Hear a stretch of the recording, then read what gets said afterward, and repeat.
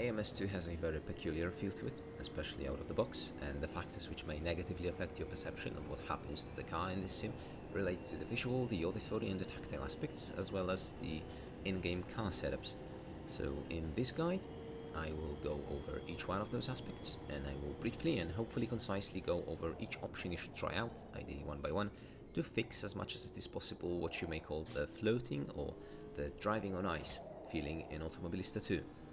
Firstly, we'll go to the in-game options and take care of the camera settings.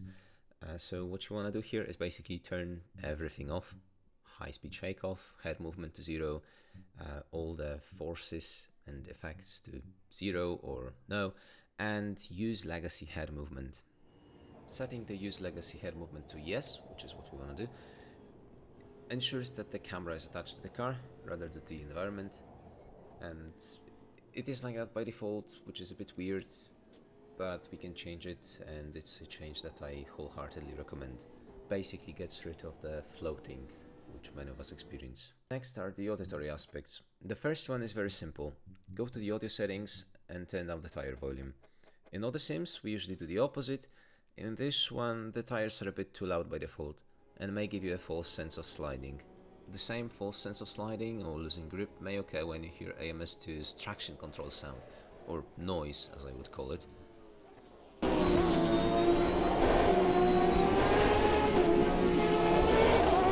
For me personally, it makes me feel like the car is sliding much more than it actually is, just because I'm aware that the traction control is being activated and the noise is just annoying. So you can remove it if you want to, it's completely optional, and if you do, here's how.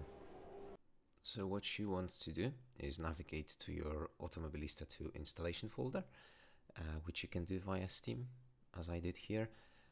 We go to Audio, then AMS2, Vehicles, Drivetrain, Rev Limiter, etc. And here we locate the car which we want to edit. In this case, for me it was the Porsche 911 GTE. So I made a copy of the file just to have a backup. I copied the name of the original file so that I can use it later, and then I delete this original file in order to make a new one, so a new text document which is just empty, and as the name we paste the original file's name with the BANK extension, and that's it. Finally, we'll move on to the part which is going to change the most in terms of the feeling that we get, especially from our wheelbase. So in the force feedback settings, we want to set the type to custom. The gain and low force boosts and effects options are completely up to you. For me, the ones that you can see on the screen are the ones that work for me. The next thing which we're going to do, and you may have done it already at some point, is to go to the Automobilista 2 forum and to the thread called Custom Force Feedback Overview and Recommendations.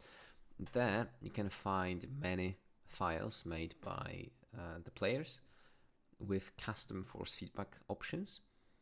They are basically text files which you put in the documents folder of AMS2, and they are the ones that get activated if we set the option in game to custom for the type of force feedback. The one that I use for myself is the full FFB V7 by JP, and the link to it is in the description. And I like this one because it leaves you with a lot of options to customize it, to change the settings and see how they affect the performance in game, and you can make them suit your own particular wheelbase. For me, it is the Thrustmaster TSPC. So what I did here in the rack section was change the tightness setting to 0.25, but you can do it however you like. The bump scale for lateral weight transfer, because I really hate the jumps that I get from such effects, as well as the other options for weight transfer. And the most important for me have been the scrap scale, which I set to 3, and the gyroscopic effect, which I just set to 1 for it to work. The important thing here is that you experiment yourself. So change one option, relaunch the game or get back in it, and just check how it affects the feel. It's a trial and error thing, really, and you need to commit at least half an hour to it to get something good out of it, but it's really worth it. In the description, I'll provide the link for the thread on the AMS2 forum, as well as the particular file which I later changed according to my needs. The last thing that you need to change, or that you need to learn, are the in-game setups. So here in the example of the McLaren 720 GT3 on Interlagos, here's what I did. Change the ride height so that the rear is a bit lower. It reduces the oversteer. Then I think I left the suspension the same, but I added some toe-in on the rear. I decreased the anti-roll bar on the rear as well. And I increased the preload of the rear differential. I left the number of clutches on 6, I believe. And that's more or less it. You could try and copy this setup, compare it to the default, and you'll find out that this actually changes how the car feels and it makes it less slidey. However, in the end, it is most important that you actually learn what each option does. So you should read the descriptions if this is new to you, and experiment between different cars and tracks, see how the changes affect the car. But I can guarantee to you that, for example, if you copy my setup, the one that I just showed, and you compare it to the default, the difference is going to be night and day, especially in the more stable cars such as the GT3 or the GTE.